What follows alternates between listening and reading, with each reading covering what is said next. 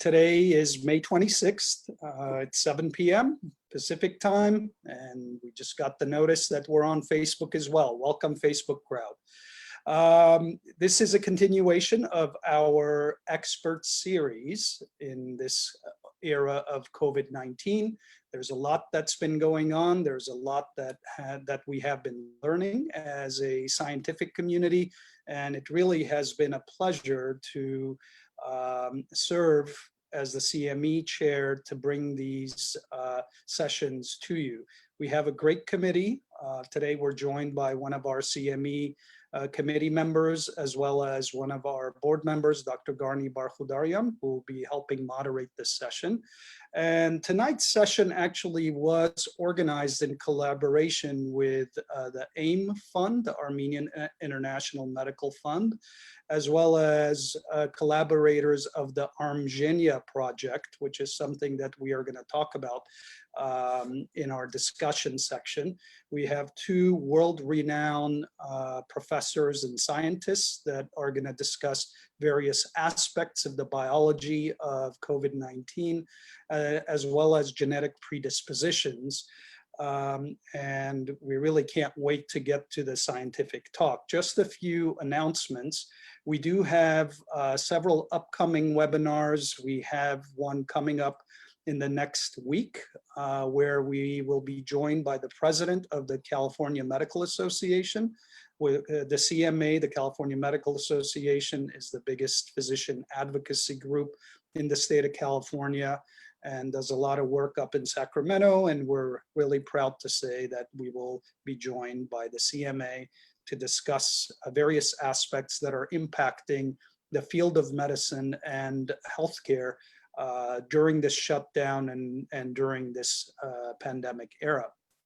We also have another collaborative effort webinar in collaboration with the Armenian Bar Association, where we'll be talking about various issues pertaining to employment law, both from an employer perspective as well as from an employee perspective. We have two specialist attorneys on both ends of the spectrum to talk about issues that pertain to the practice of medicine, whether you're in private practice and have employees, or if you are an employee in any type of a healthcare or professional practice arena. With that, I'd like to get this evening's program going, and I'd like to introduce our first speaker, Dr. Evgeni Sokurenko. Dr. Sokurenko is a professor at the Department of Microbiology at the University of Washington in Seattle. He received his medical degree, MD degree, from Moscow Sechenov Medical Institute, and received his PhD in medical microbiology from the Institute of Genetics and Selection of Microorganisms in Moscow. In 1990, he relocated to the United States and held a position at the University of Tennessee in Memphis.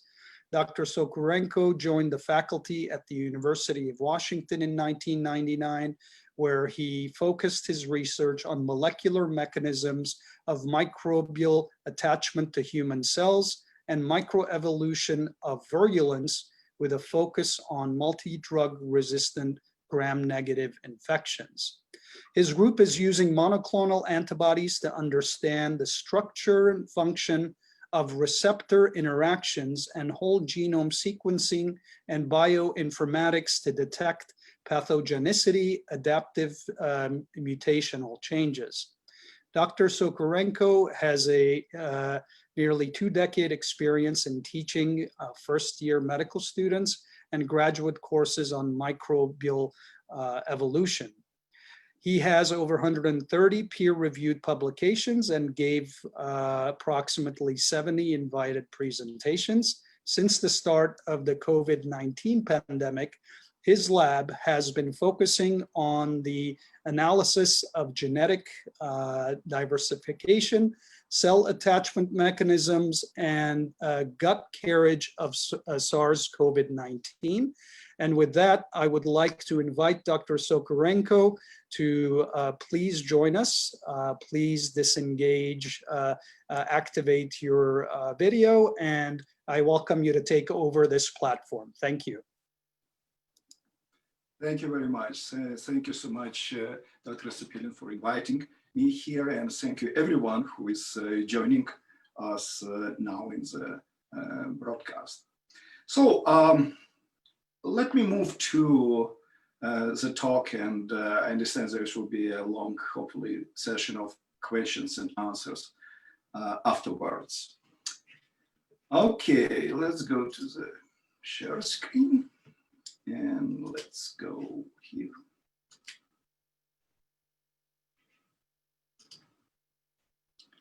All right, does it work? Yes, we can see your slides perfectly and we can hear you. Yeah. Okay. Okay, wonderful. Again, thank you very much for inviting me, and thank you so much for joining us, me to talk about SARS-CoV-2 biology. And of course, a big question is for everyone, okay, what's so special about this bug? Why suddenly we have this enormous pandemics, which we saw just more than 100 years ago, anything compared to that? I will try to answer as much as probably I can, and I will focus regarding its attachment mechanism to human cells, which is a really key event and focus of many studies. At this time, probably the main focus of molecular studies around SARS-CoV-2 and its evolution. What we know how it emerged and what we know what's going on right now with this virus when it's spreading around us. All right, yeah. So let's move on.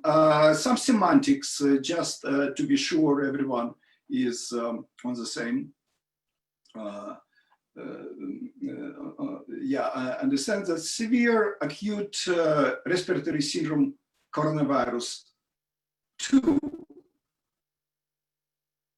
abbreviation SARS-CoV-2, is the same as whenever we realized that something new emerged, was 2019 nCoV, 2019 novel coronavirus. So I'll be calling it SARS-CoV-2, which is the most accepted name in scientific community at this point. Sometimes I might slip in COVID-19. Let's start from the very basic definitions. What are viruses? And viruses are not something that considered to be alive. And that's not trivial, because even in my department of microbiology, some people would argue against it and call it part of the tree of life. But no, tree of life, as we know it, is comprised by 3 main domains: bacteria, archaea, which is very similar in shape in many respects to bacteria, but still separated from bacteria a long time ago, and then eukarya, which are starting with amoebas and ending with humans, who actually derived from archaea. They share the most common ancestor with archaea. Viruses are not part of the tree of life for the reason it doesn't produce its own energy and it does not synthesize its own proteins. It doesn't have ribosomes. More probably importantly, from evolutionary perspectives, viruses emerged many times, different viruses, many times. If we can trace actually connection between bacteria, archaea, and eukarya through genetic analysis, viruses, there is not a single gene that is common for all viruses.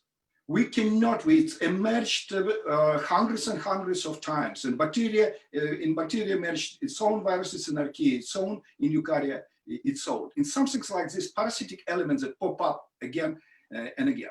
Why I'm telling this, because there always was a discussion, especially in the beginning. Oh, is SARS-CoV-2 something like influenza virus, like a flu virus? What is the similarity? What is not? And just to show you here once and for all, SARS-CoV-2 belongs to the coronaviruses family, and it is very different, absolutely no relationship to the flu viruses.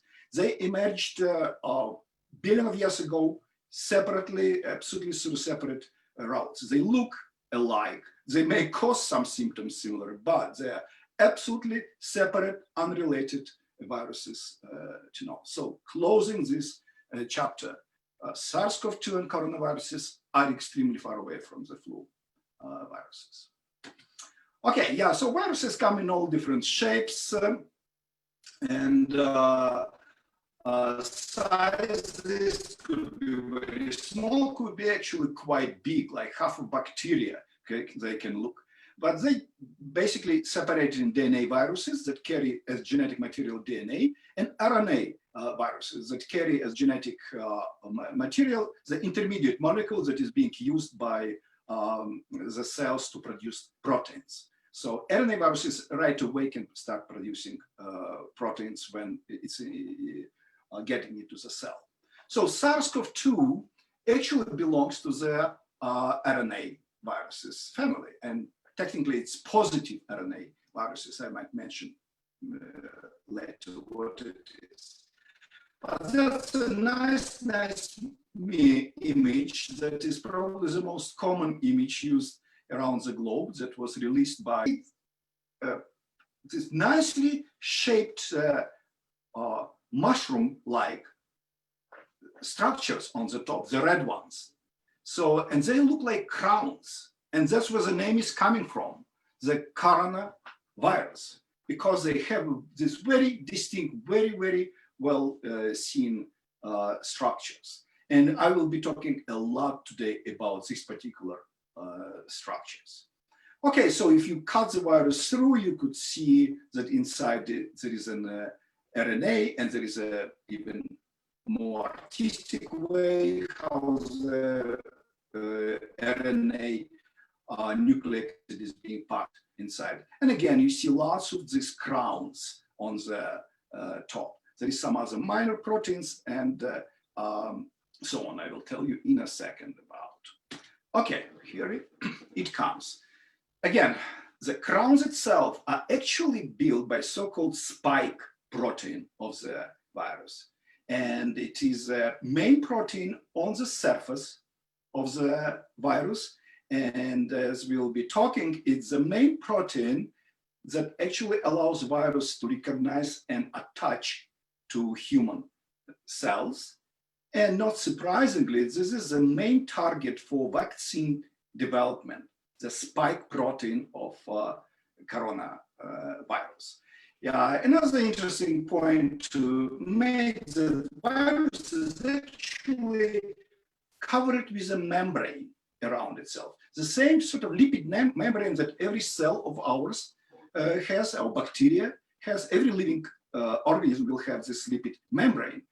By far, vast majority of viruses do not have the lipid membrane, but this one does. This membrane comes, it's stolen membrane from the human cells. Whenever it's leaving the human cells, it sort of coats itself in this membrane around.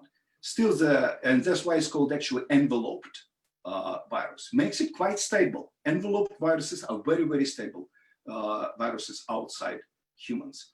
But the spike proteins, the coronas, are sticking out through the membrane. If you will go to the genome of SARS-CoV-2, it has just 10 genes. Some people define sometimes 12 genes, but it's 10 genes that is the most common count. Genes are also called ORFs, open reading frames. So that's one gene, and that's other ORFs around it. So it's just 30,000 nucleotides. And to compare with E. coli, for example, E. coli has 5 million nucleotides and 5,000 genes on average. So it's just 10 genes that create this havoc. It's actually one of the smallest in this respect viruses known to humans. The smallest one, I believe, 5 or 7 genes. The largest portion of the genome is actually a single gene that is causing absolutely humongous, huge protein that then is being split in 16 different proteins when it is being synthesized in the human cells. And that's what is the replication machinery of the virus. So the very fast proteins that are being synthesized make the virus to multiply, its DNA, its RNA to multiply and hijack pretty much human system of replication. But the second biggest gene would be the gene that coding the spike protein, our favorite tonight protein. It is quite big gene. The protein itself has 1,200 amino acids, which is on a suddenly bigger side among different proteins. So that's the second gene, and we'll come back to this gene again. But now, while we are on the genome, it's a good place for us to go and to compare. What about other viruses, specifically coronaviruses? What kind of genetic relatedness is there between the SARS-CoV-2 and the other coronaviruses? And here is a great study, the very first good study, I would say, that came out. So you see again the genome, several genes, 10 genes of the SARS-CoV-2, and then below you see the level of identity of each gene, of each position in the gene to different viruses. The closest so far, what we found, and everyone knows by now, it's a bat virus. But it's interesting, it's actually only so far, I believe, isolated from a single bat coronavirus. There is other bat viruses that we can compare it, and they are quite far away. You see, this region is only 50% identical, 50% different, 50% identical at this level and at this level. So the closest one, close to 100% identical, is actually virus from one bat that could be identified. Here is another interesting comparison. There is a 2002 SARS coronavirus that caused this severe acute respiratory syndrome. You remember that came to us with this strange cough and lethality relatively high. That's a virus that, if you compare it to the current virus, it is actually quite far away. You see the closest it comes maybe even does not reach 90%, but on average, it probably only 70% similar to the virus. By the way, so for example, if we compare us between the humans, we are 99.9% identical to each other. If we're comparing a human to a mouse, we are 95% or 92 to 95% identical with the mouse. So the closest actually virus from the bat to coronavirus is like related between humans and mice, but they evolve much faster than mice or humans. Nevertheless, that's really to illustrate that. That's how we believe it actually derived from bats. That's the closest hit we have. The previous coronavirus, SARS coronavirus, also derived. You see, there is a couple bat viruses that actually very close to it, the green one and the brown one. So that's why we also believe it came from the bats.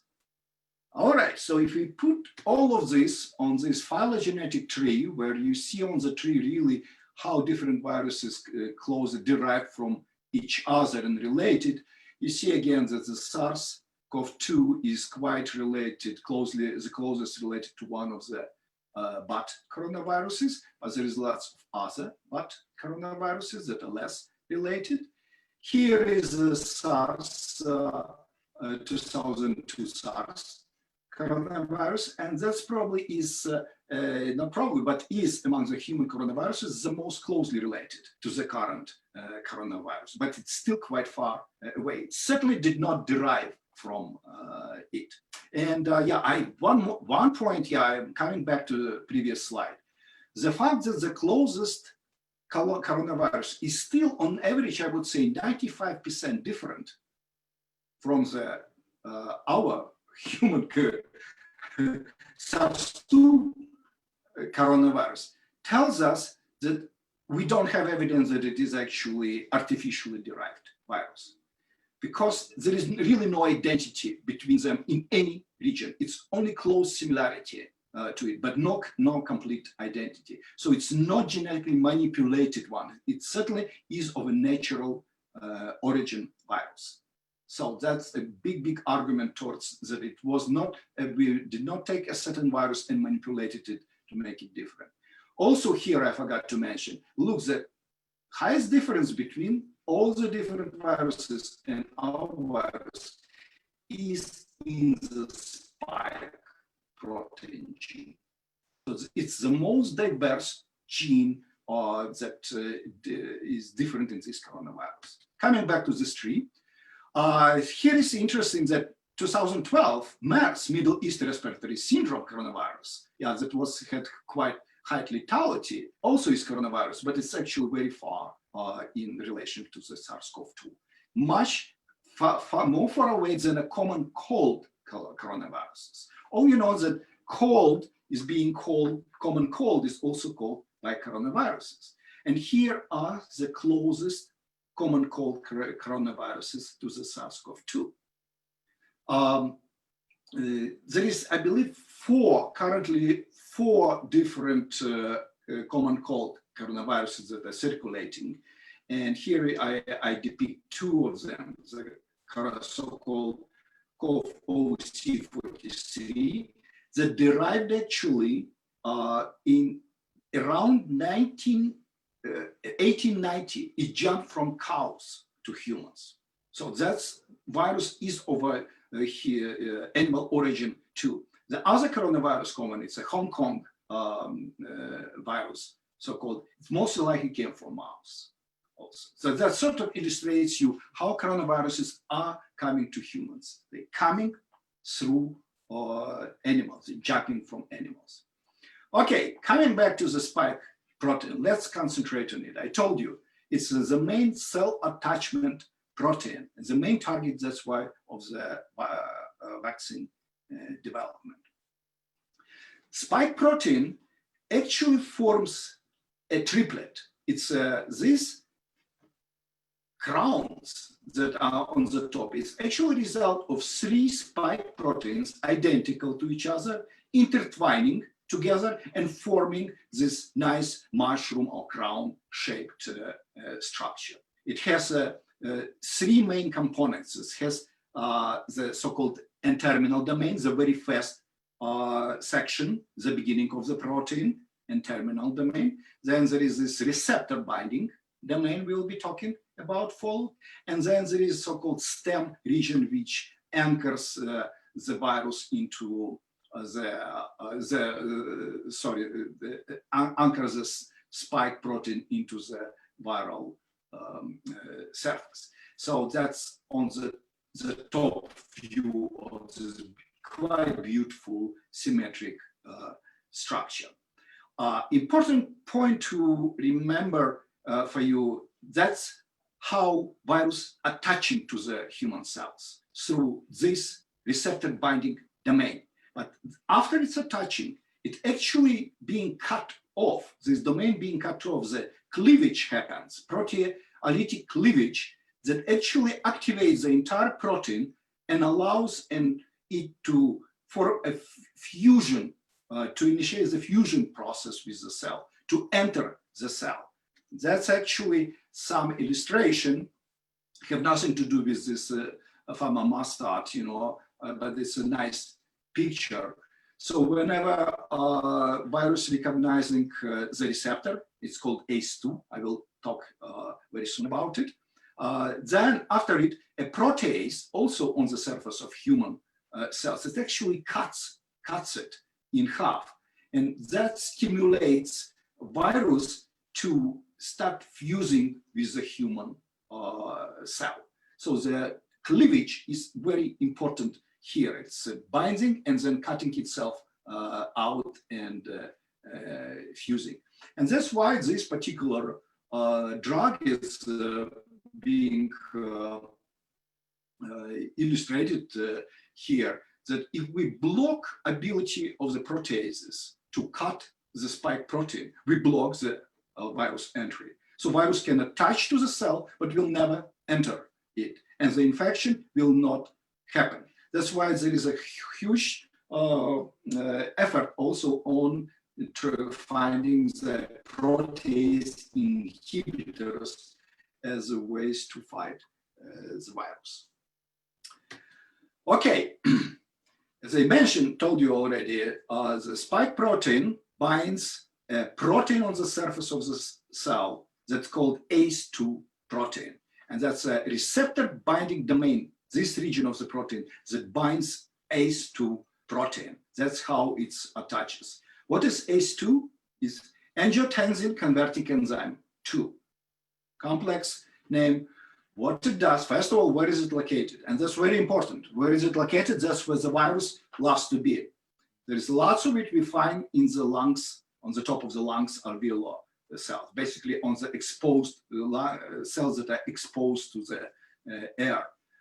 Very important, lots of them, and maybe it's even more than in lungs, we find these receptors on the cells of the small intestine and parasites, meaning that this virus actually loves to attach and enter our intestines and our cells. That was the fecal carriage, also a focus of my studies, I believe is very, very important point. It also found in the blood vessels and endothelium, this enzyme, and arterial smooth muscle cells. This is important. It's a smooth muscle cells of the vessels. Its main function of the ACE2 is actually to serve as a counterbalance to angiotensin converting enzyme, just ACE without 2. And it converts the hormone that is produced by the ACE, vasoconstricting angiotensin 2, into vasodilating angiotensin 1,7. So it actually makes the blood vessels to relax, because it's actually cutting and making it the vasoconstrictor into vasodilator. So it makes the blood vessels to the ACE blockers used and in connection to the pandemic, because it was thought that ACE blockers that are used as a hypertension reducing drug, it's known for a long time that it's increasing the number of the ACE2 on the surface of the cell, the expression of these cells. And that's what was thought, that, okay, because people who take ACE2 blockers, they should have too much of these receptors. And that should be bad for these people, because virus could attach much more actively. You remember people were taking from the ACE2 blockers all the time. However, what we found over time, that actually after SARS-CoV-2 binds to the cells through this protein, it actually degrades it. And actually cells are losing the ACE2 receptor. So whenever virus is entering the cells, the amount of ACE2 receptor is actually dropping on the cells. And that's why still there is new reports coming all the time that, it's actually ACE2 blockers are good, because they actually keep the number of ACE2 receptors sufficiently high that they can perform their physiological function. We can talk about this later. All this is good. We know how the spike protein binds on the cells, but there is some mysteries. Mystery one, we know that this part of the spike protein, receptor binding domain, to bind ACE2 on the human cell, it has to stick out. Whenever it's sort of in the down position, it actually cannot bind the ACE2. Its binding site is closed. It has to stick out in order to bind it. Seems like an easy thing, just get up. No, in biology, things don't work like that. It's something needs to make it to stick up. And we still don't understand how we can activate this protein by making it from down position that is always likes to be a lot to stick up so that it can bind.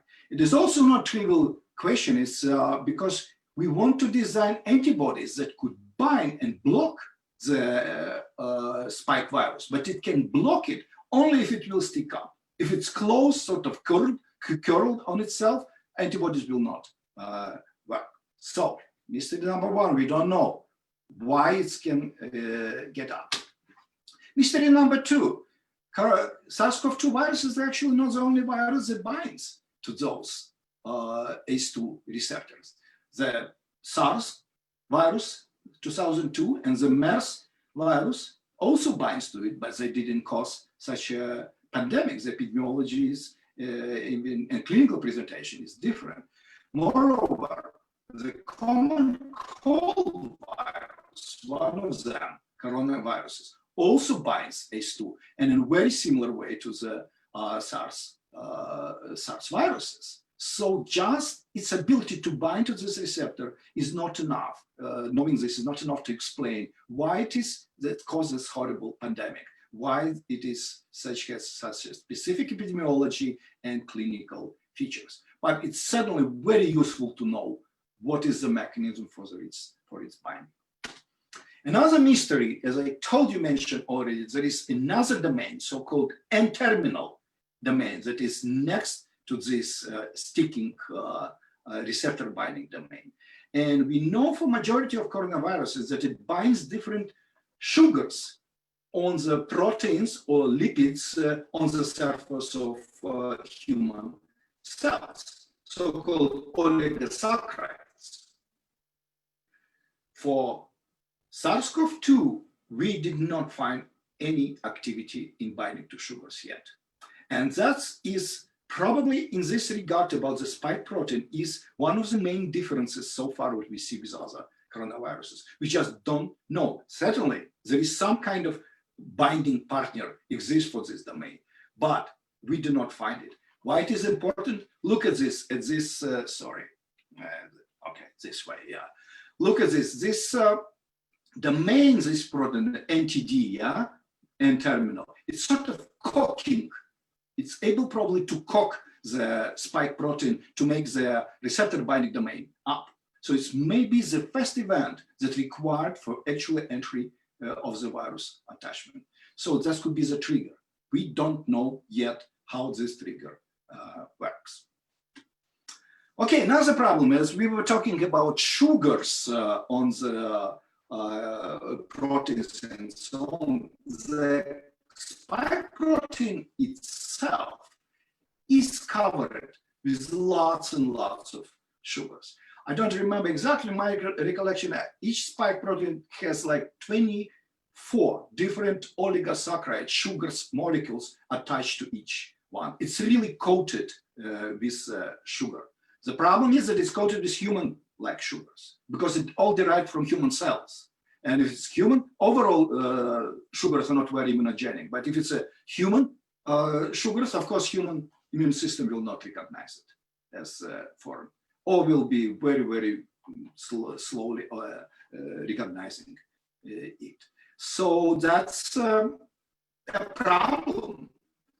That, you know, if you, that could be a reason why there is not very strong immune response to coronaviruses overall, or not very lasting response, or not very protective response. Sugars certainly could be one of the reasons how it's hiding from the immune system. And that's, of course, the problem would be for the vaccine development.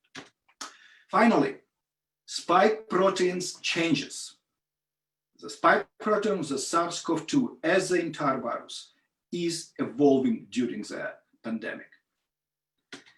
Here is one of the latest pictures, illustrations, how many mutations this virus already acquired during the pandemic. So every little circle dot, whatever color it is, it's one mutation.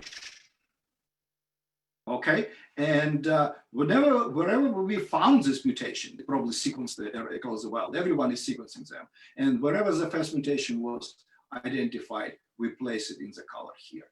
You can see that that's what the first. It started to evolve already in China. You see the China color. In Asia, it started to evolve right away when it just emerged in whatever I was thinking, November or October. Then it jumped to United States and started to evolve here right away too. And then another, we really have a big clade in US of the virus that is evolving through many different mutations. So it's actually evolving in humans and evolving seemingly quite fast. Back to the spike protein, lots of such mutations that we found are actually in the gene that is coding the spike protein. This is, every column is the number of, reflects the number of mutations we found so far in this protein. And here is the highest number, is about 17. It's 17 mutations.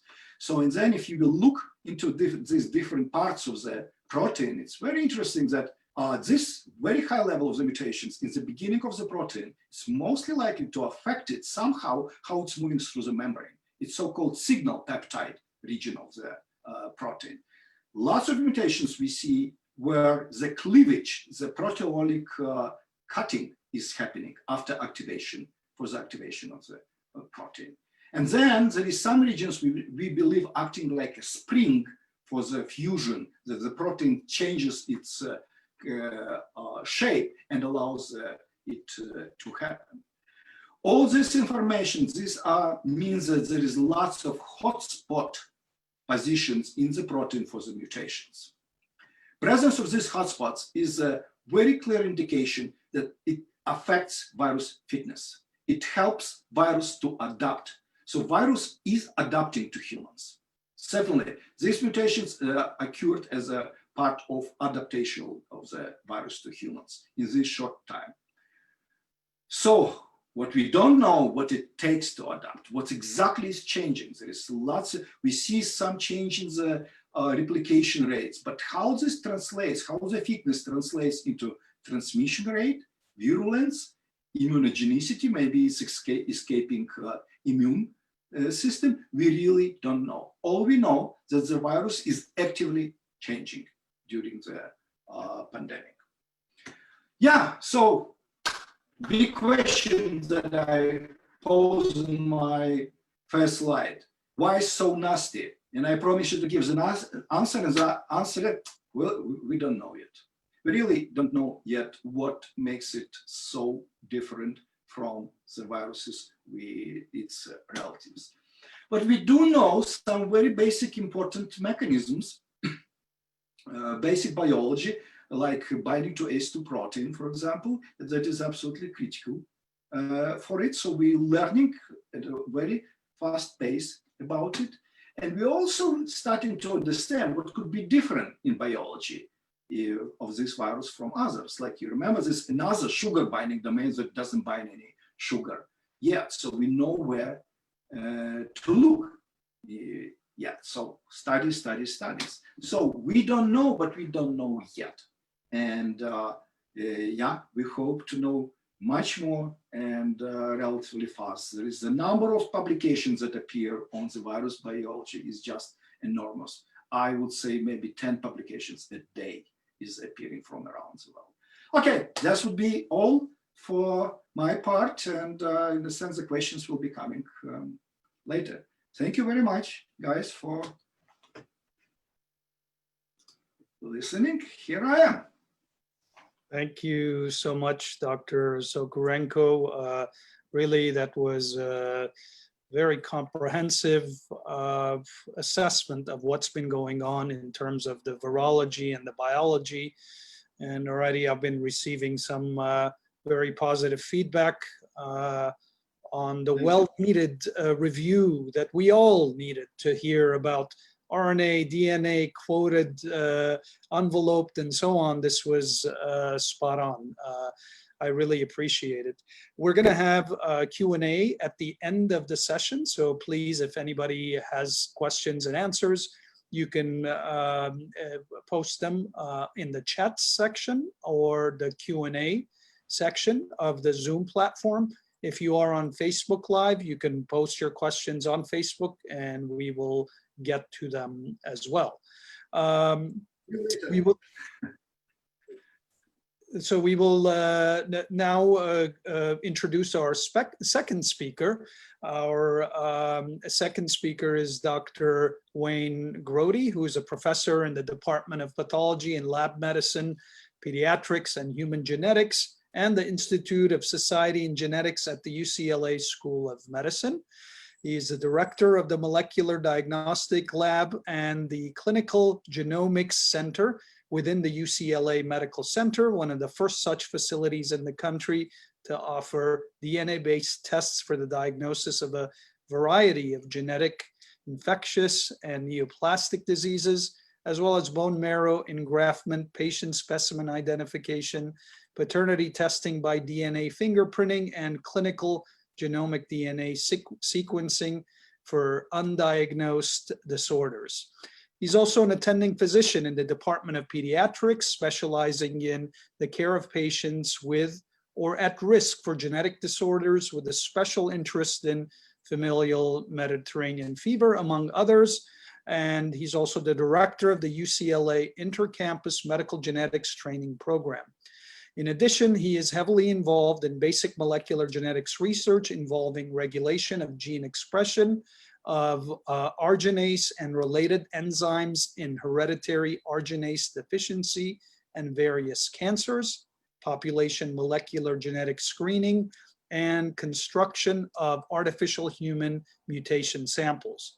He's also been on the primary developers of quality assurance and ethical guidelines for DNA-based genetic testing for a large number of governmental and professional agencies, including the FDA, the AMA, CAP, the ACMG, the CDC, the VA, the ACGME, and the National Institutes of Health Human Genome Project. He served as a member of the NIH DOE Task Force for Genetic Testing and was the working group chair for development of national guidelines for cystic fibrosis, as well as factor V Leiden mutation screening. He served for 5 years as the founding chair of the Advisory Committee on Genetic Medicine for the entire VA healthcare system, and is the past president of the American College of Medical Genetics. He was the expert witness for the American Civil Liberties Union in the historic Supreme Court case that invalidated patenting of human genes. Recent awards include the Lifetime Achievement Award from the College of American Pathologists, the Ward Burdick Award for Distinguished Service from the American Society for Clinical Pathology, the Bose Award Lectureship at Harvard Medical School, the Roscoe Endowed Lectureship for the International College of Surgeons, the Leadership Award from the Association of Molecular Pathology, election as a Fellow of the American Association for the Advancement of Science, and the Albert Nelson Marquis Who's Who Lifetime Achievement Award. As a sidelight, Dr. Grody has been active in film and television industries. Of course, we're in Los Angeles for many years, first as a film critic for MD Magazine, a national leisure journal for physicians, then as technical advisors for sometimes writer for a number of feature films, TV movies, and television series, including Life Goes On, Chicago Hope, CSI, Medium, Law and Order, Heroes, Grey's Anatomy, and both Nutty Professor movies. Really, this is an impressive bio that pans multiple scientific as well as other industries. He did his undergraduate work at Johns Hopkins University, receiving his MD and PhD at Baylor College of Medicine and completed his residency and fellowship training at UCLA. He is double board certified by the American Board of Pathology and the American Board of Medical Genetics. Dr. Grody is actually a dear friend of the community. He oversees the largest familial Mediterranean fever clinic in the United States, actually outside of the Middle East and Israel. We're proud to say that he has been a close friend of the Armenian healthcare community here in Southern California, making multiple appearances at our continuing medical education activities, as well as our community education activities. He's also very much engaged in various Armenian projects. Armenia project is something that was started in 2016 and which we will touch upon at the end of the talk. With that, Dr. Grody, I'd like to invite you to take over this platform. And Dr. Grody is going to be talking about genetics and other influential factors in COVID-19 infections. Thank you, Dr. Grody. Great, thank you, Vic, and very wonderful introduction. I'm delighted to be here among friends. I have had a very close relationship with the Armenian community all these years. What you left out of my biography, I think, is that I'm an ABC, Armenian by choice. And I'm a good friend with, of course, you. I've been on your television medical show with Evgeni and others on the panel. Evgeni and I drove across the entire country of Armenia from Yerevan to Artsakh and back a couple years ago. And I look forward to going back. And we'll have a little more to say about that later. I have to disclose I am not a virologist or an infectious disease specialist. So I'm especially glad to have Evgeni here as a real card-carrying microbiologist, and he can keep me honest. Feel free to correct me during the Q&A or handle any of the viral biology questions. I will touch on some of the things Evgeni already covered, but he did it in much more informed detail, and it'll actually make my job easier. So when I was approached to give a talk on the genetics, the host genetics, not the viral genome, but the host human genome influence on SARS-CoV-2 or COVID-19 infection, I was a little hesitant, as Vicken will remember, because I've never given a talk on this before. I am a geneticist. I do study the human genome, both research and clinically. Every day we're sequencing the genome of patients with undiagnosed disorders. But I have not been involved in host factors influencing infectious diseases. As you'll see, though, I have very recently gotten into COVID research. I'm still an amateur compared to Evgeni, but I do have several grant proposals pending. This has all been new to me. It's kept me very busy during this so-called lockdown. And I'll have a few words to say about that too, what we would do if we get funded. The other thing is, aside from my ignorance on the topic, there just isn't much known, period, about host factors in SARS-CoV-2 infection. Obviously, it's an area of intense research, like many of the other aspects of diagnosis, therapy, and testing, and so on.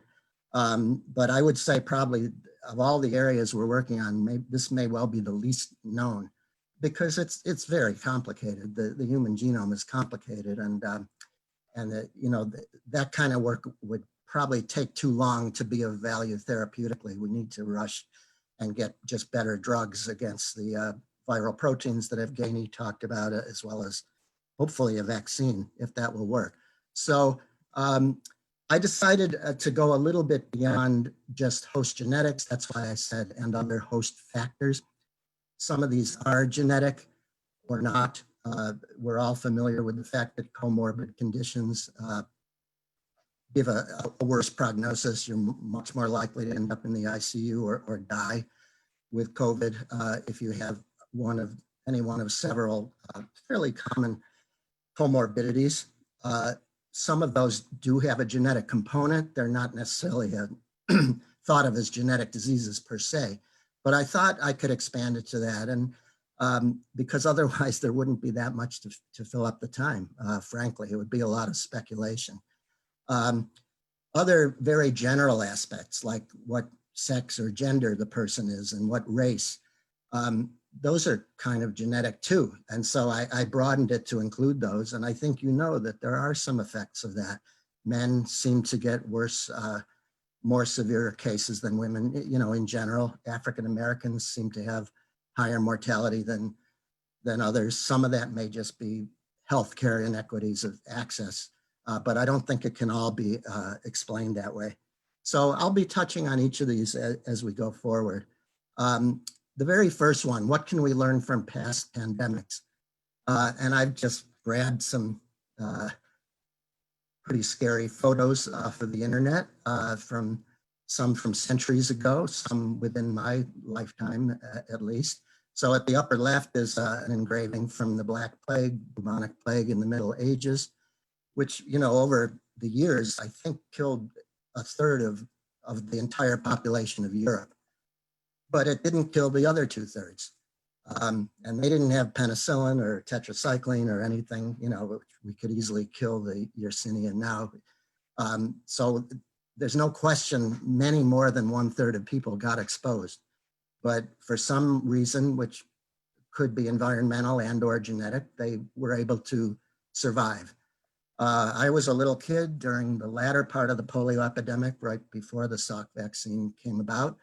I remember in the summers when I was in grade school, my mother wouldn't let me go into swimming, you know, public swimming pools or to the little lake that was where I grew up in central New York, because that's how it was spread. But, you know, for all the children infected, it was only a minority, although a large number, that ended up, you know, paralyzed and in these iron lungs or with lasting paralysis.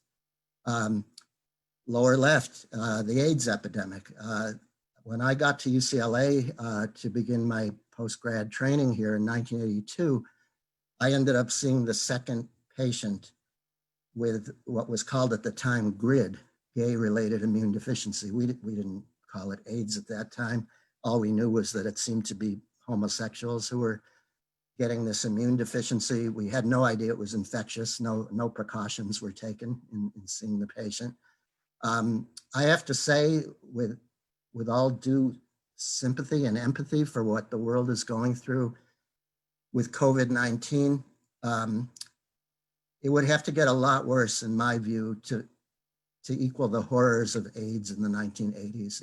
It was horrible, horrible, horrible deaths, worse than cancer deaths. And on top of that, you had the social stigma of it, you know, because people were still in the closet and you know, it was drug users and it, you know, even numbers of deaths. I mean, it's horrible now. It's a few 100,000, but AIDS killed tens of millions.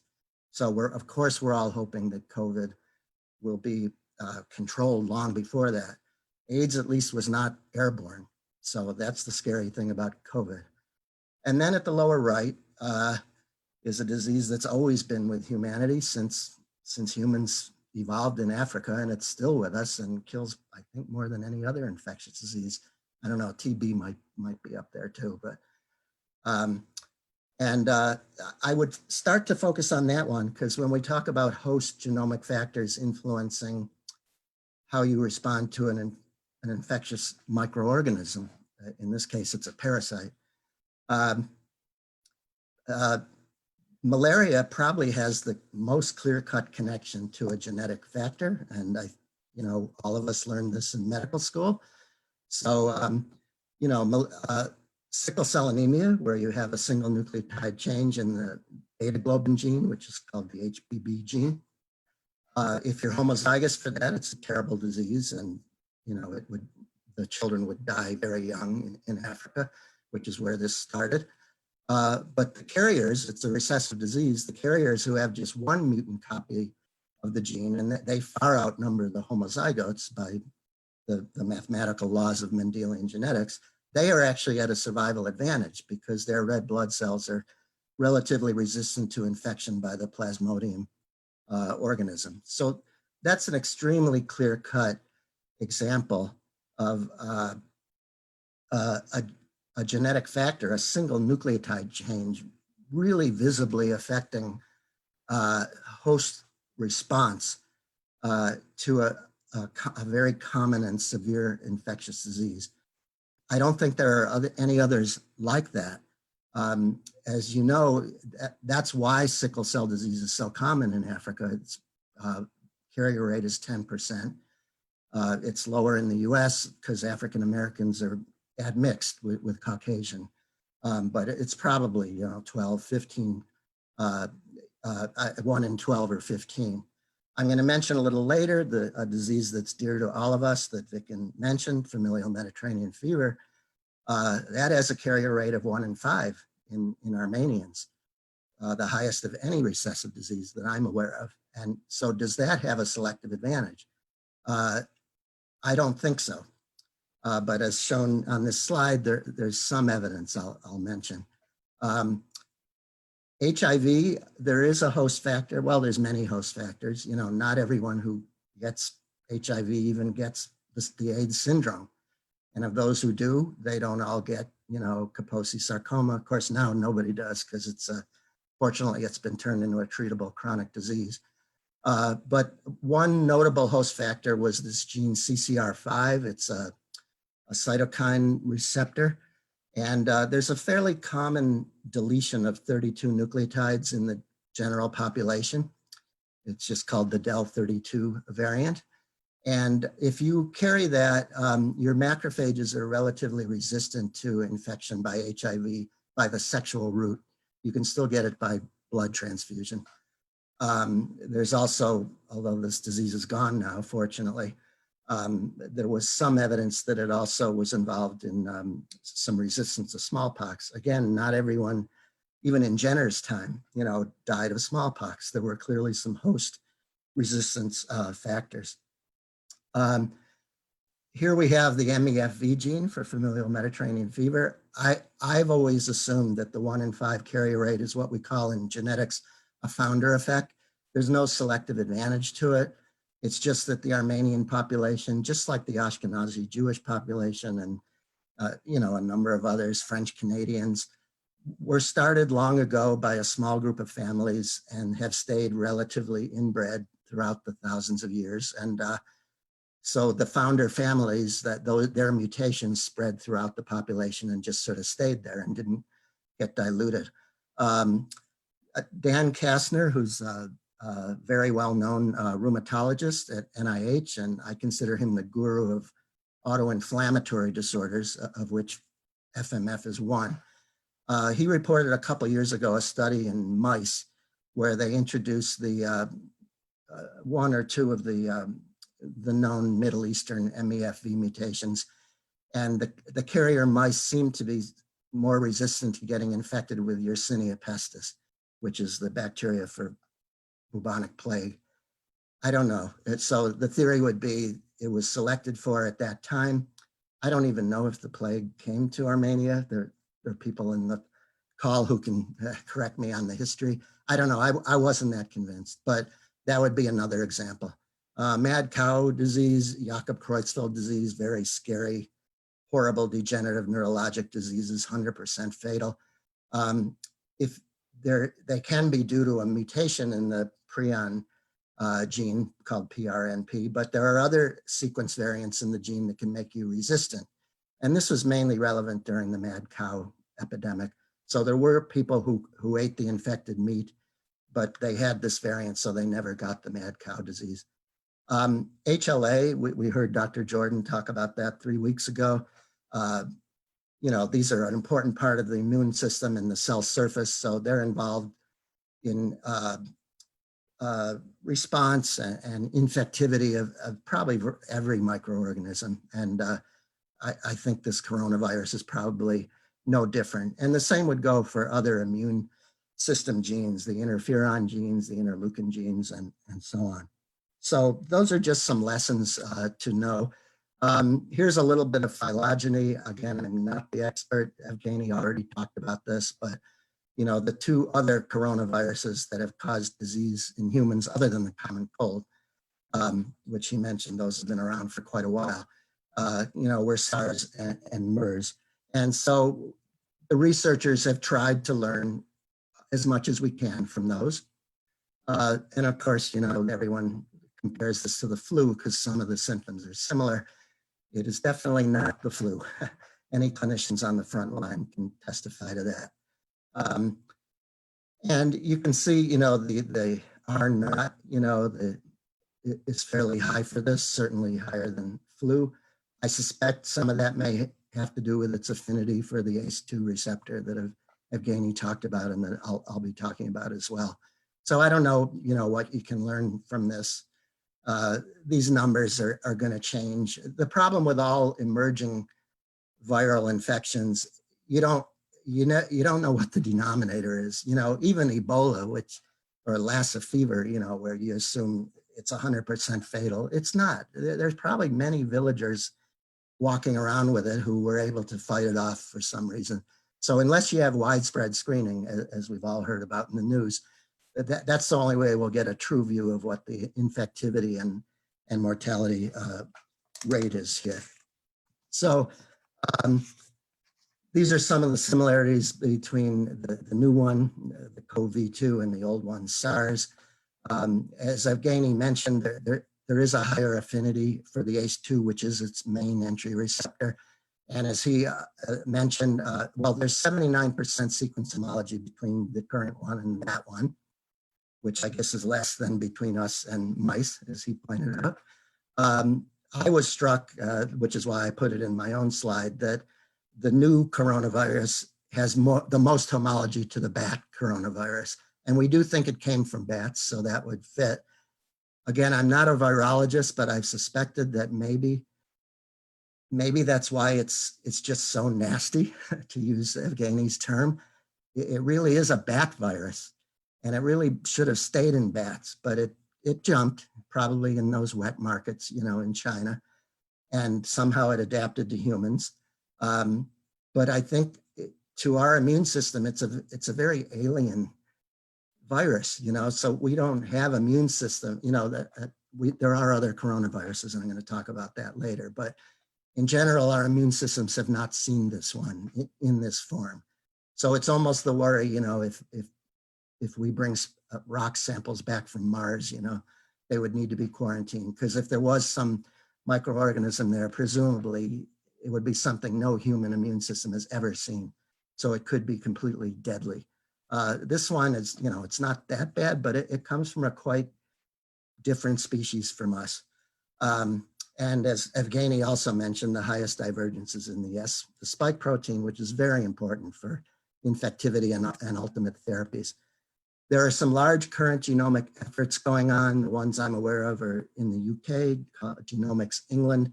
They already have a genomic program. It's a little like our Million Veterans program that I was involved in at the VA when I chaired that committee that Vic mentioned.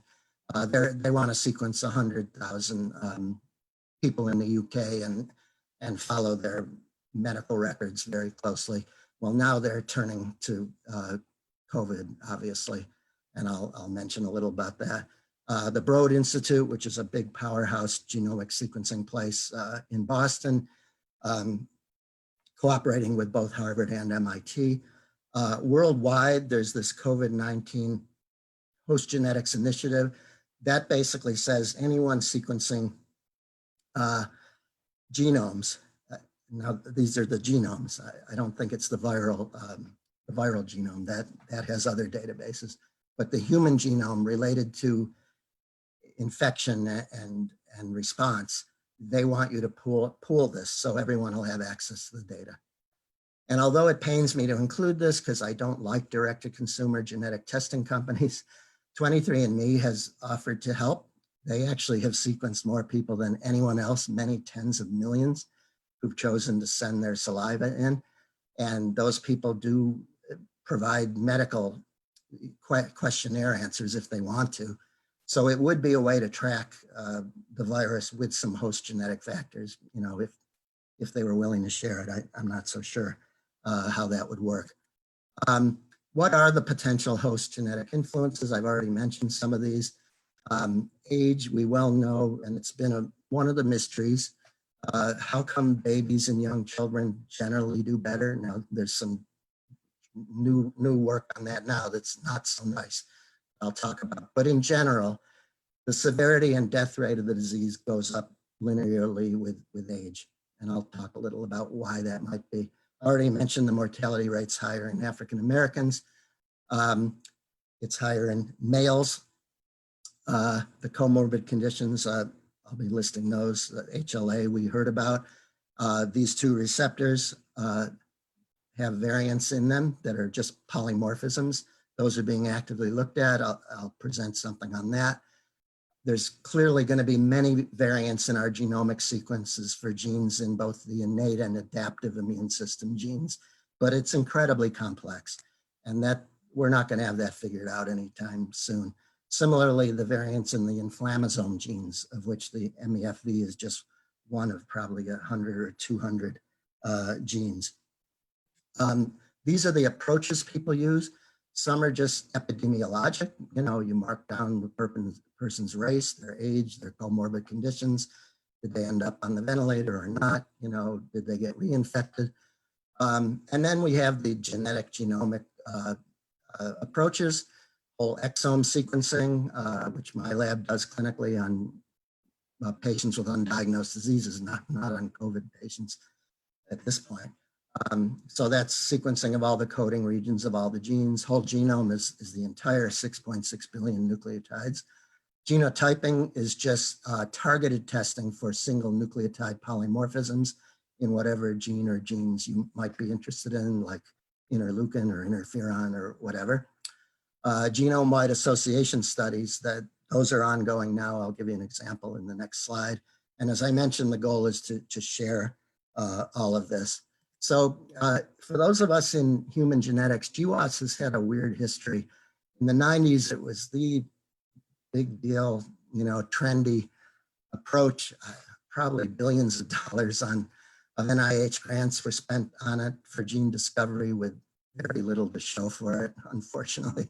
I think one retinal degeneration gene was found, and that was about it.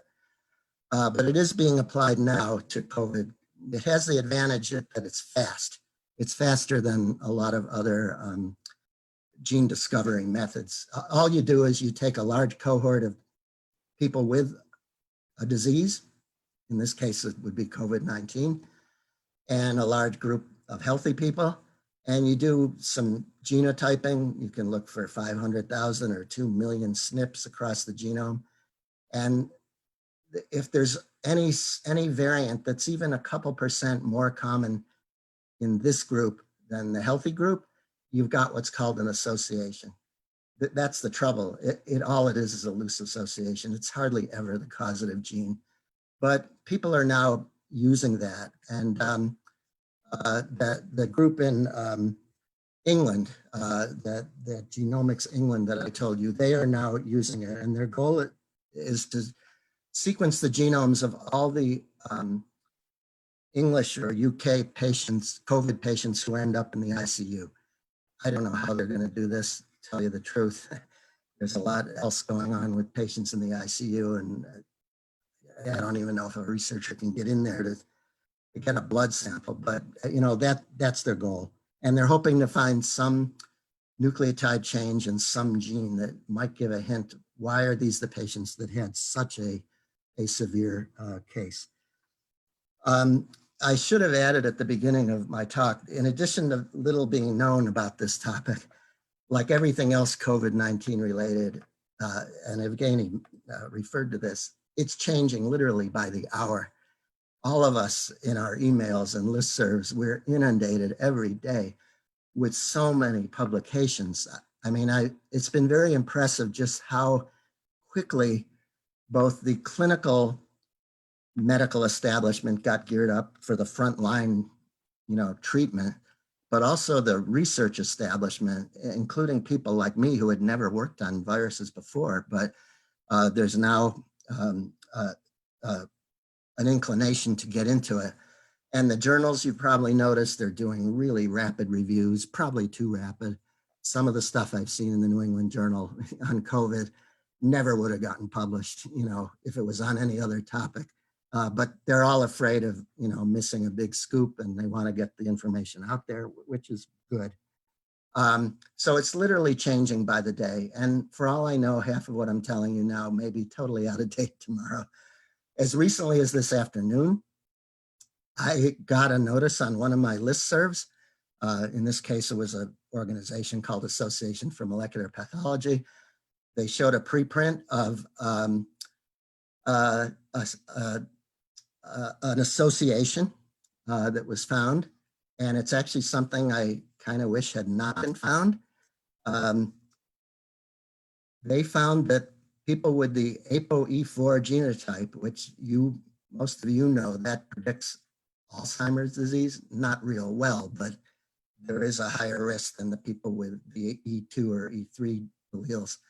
Well, those also have the more severe COVID. So this came out of that UK project that I told you about. Again, it's just an association. I don't think COVID has anything to do with Alzheimer's. This is also a lipoprotein, carrier in the blood. I don't know if Evgeni would have to tell us if that has something to do with COVID. To me, I'd rather not know this, frankly. I've never wanted to test anyone for ApoE4 because it just scares a lot of people about Alzheimer's, and it's not predictive enough. But I'm just showing an example. This literally was published today in preprint form, so I quickly stuck it in. I'll mention as a very brief aside, as I said, I work on human genetics, medical genetics, but I was approached by Jerry Rauter, a longtime genetics colleague of mine at Harbor, UCLA, who mainly does population genetics for common adult diseases like coronary artery disease, to join him in several studies that we've submitted. He has some large grants from NHLBI, National Heart, Lung, and Blood Institute. These are very large cohorts, tens of thousands of subjects who've been thoroughly phenotyped, especially for cardiovascular disease, their blood pressure, their lipid levels, everything. Well, it turns out several institutes at NIH, including NHLBI, have released some of the money Congress has given for COVID in a program called NOCI, which is Notice of Special Interest. So if you have a grant, which Jerry does, with large cohorts that you're using for other things, if you can easily kind of retool those to study COVID, you can get money equal to the amount of your existing grant. So that's the one that's pending now. I've mainly just been in a liaison here. He contacted me because I do molecular testing, but I suggested that we bring in David Wong, who's a professor in our School of Dentistry that I've collaborated with for many years. He developed a very unique testing platform called eFirm, Electric Field Induced Release and Measurement. And we've been using it mainly for liquid biopsy of patients with lung cancer or indeterminate nodules on CT scan. What David did, since he's in dentistry, he pioneered, liquid biopsy is typically plasma, where you get DNA from malignant tumors that have been released into the blood. He does all this on saliva, since it's the School of Dentistry. And he showed that saliva is essentially equivalent to plasma.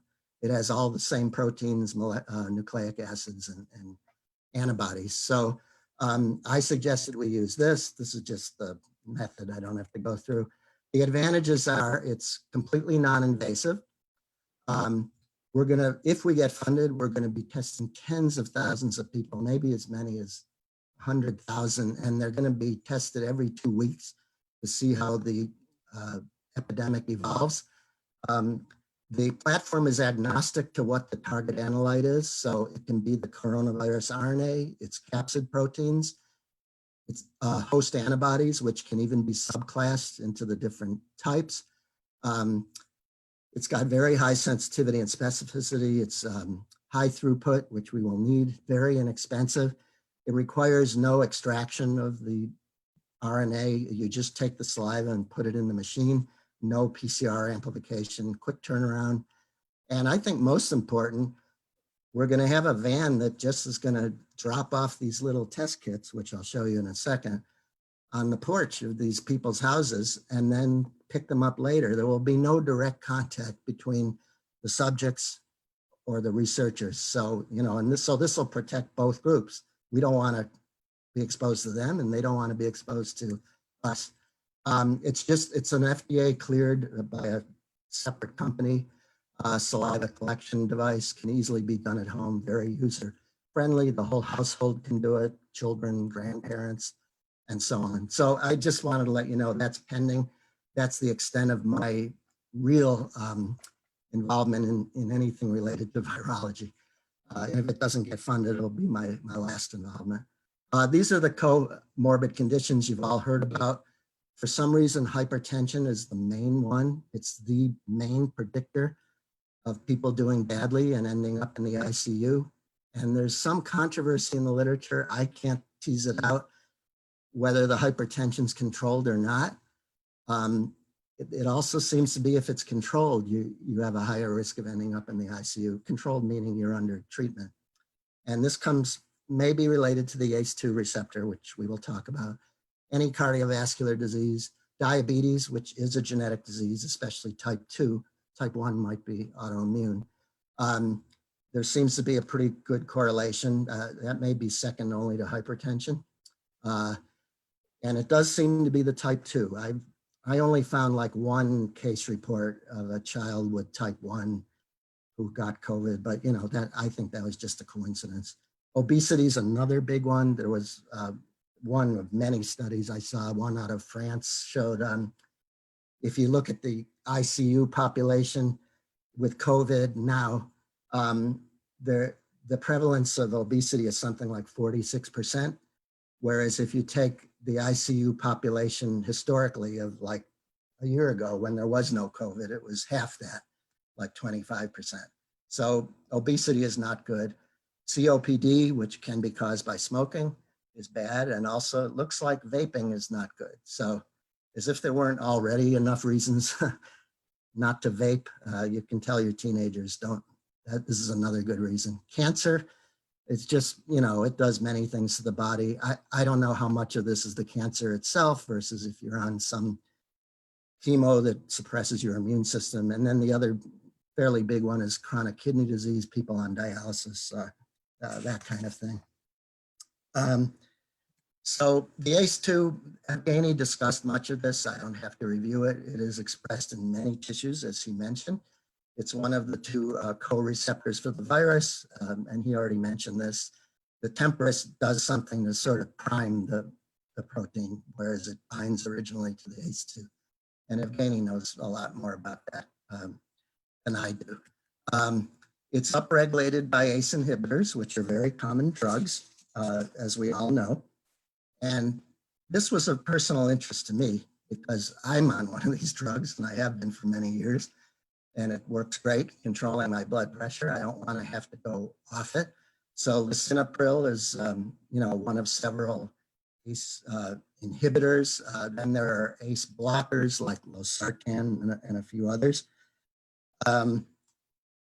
As Evgeni said, that does upregulate these receptors. So does tobacco smoke. But to date, as best as I can tell, people who have sequenced the ACE2 gene looking for these SNPs have not found any that have correlated with the infectivity or severity of the viral illness. That was one of the first things people started looking at as soon as they knew ACE2 was the receptor.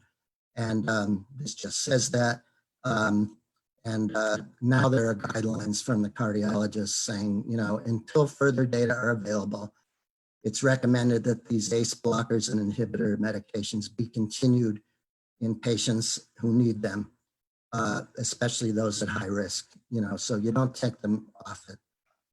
And as Evgeni said, it might actually be a benefit for all we know. These are just the receptors. And of course, if we could block one or both of these, that might be a possible treatment. Effective age, I've already mentioned, there's a linear correlation with severity. And why is this? So I just wrote some things here that go along with age. I'm getting older, so I can speak firsthand.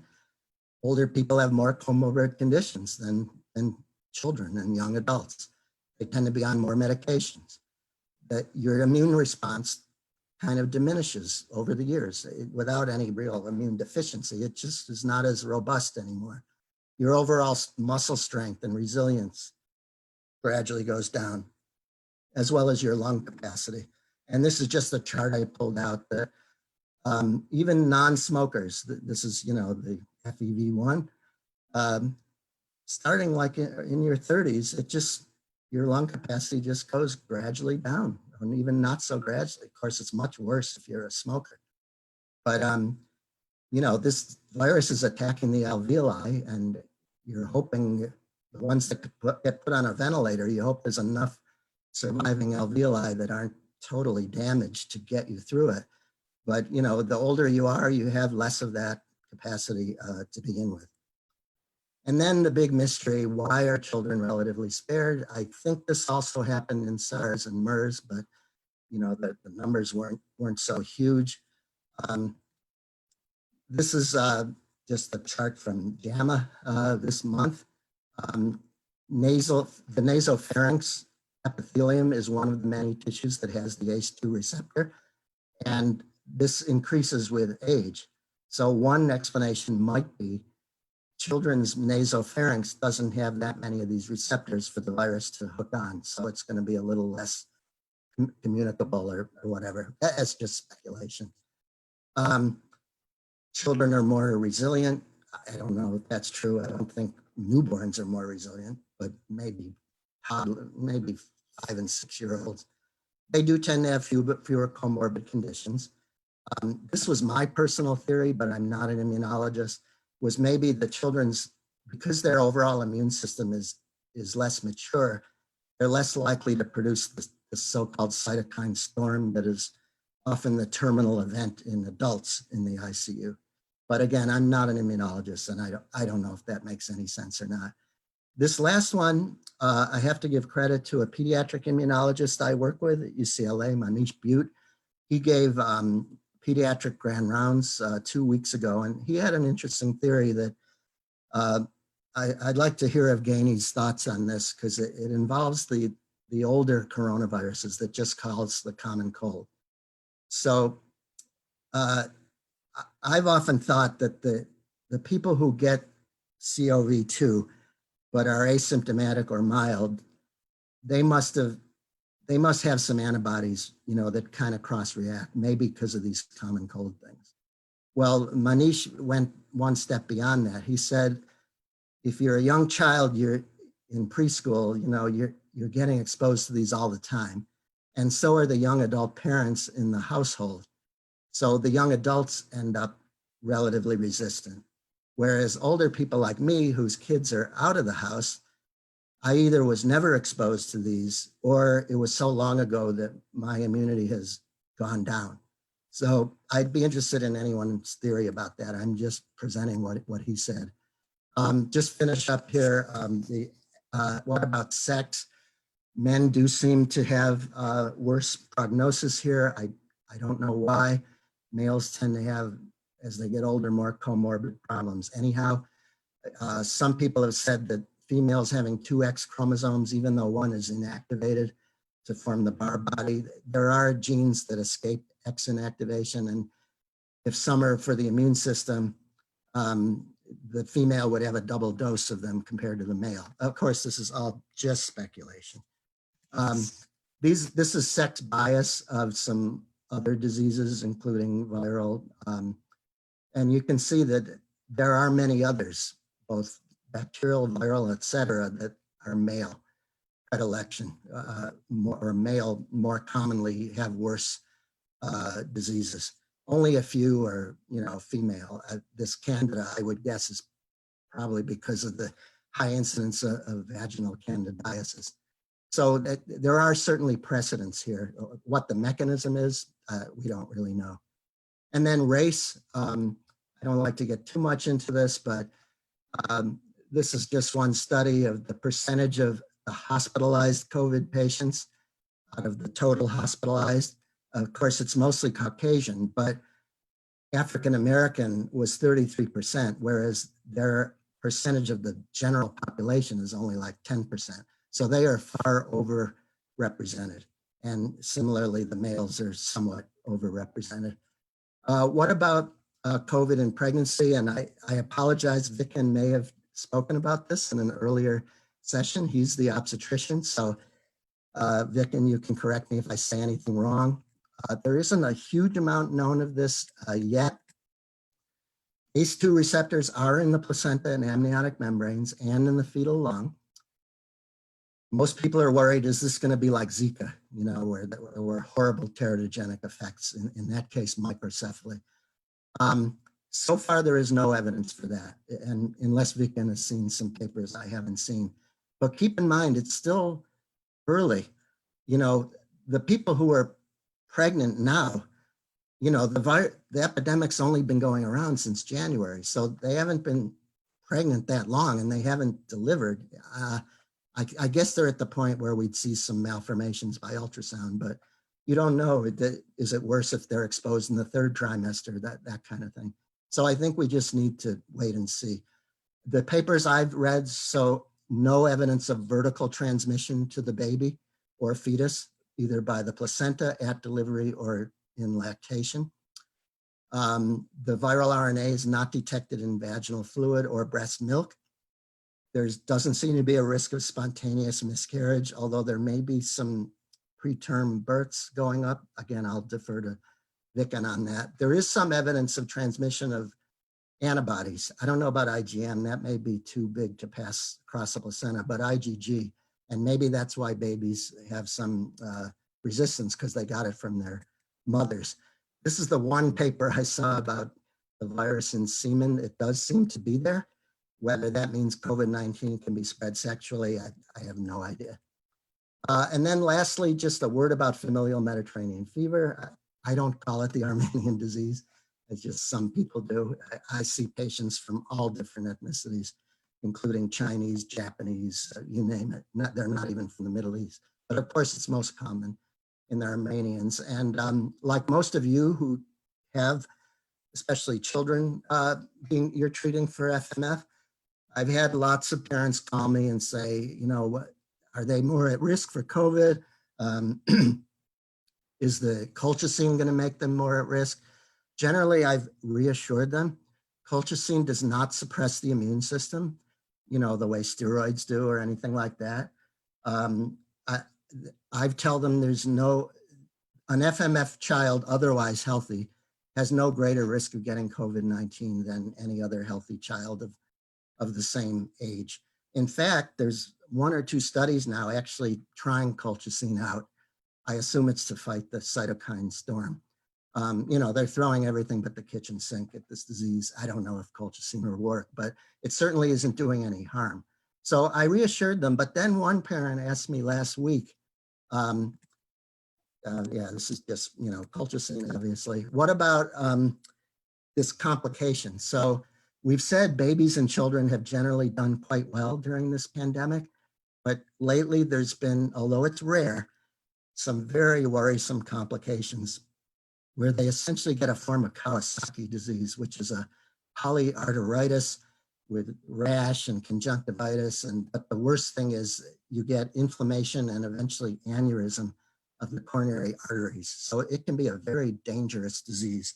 And it now has a name, PMIS, Pediatric Multisystem Inflammatory Syndrome, or another one that's called MISC, which is Multisystem Inflammatory Syndrome in children. So those are the 2 names for it.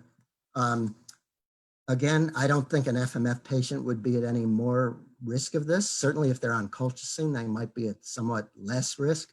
So in general, I'm telling the FMF patients and families, just don't do anything different. Try to avoid getting exposed, but I wouldn't discontinue the colchicine at this time.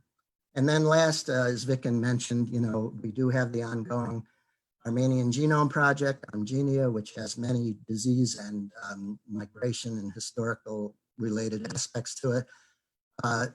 We could, now that we've done genomic sequencing of people from different regions of Armenia, we could start looking at maybe some SNPs in the ACE2 or temperance gene and correlate with their infection. But, we need to get the numbers up. But it could be yet another direction for this project that's very dear to our hearts. So I will stop there. Sorry, I went long, and turn it back to Vicken.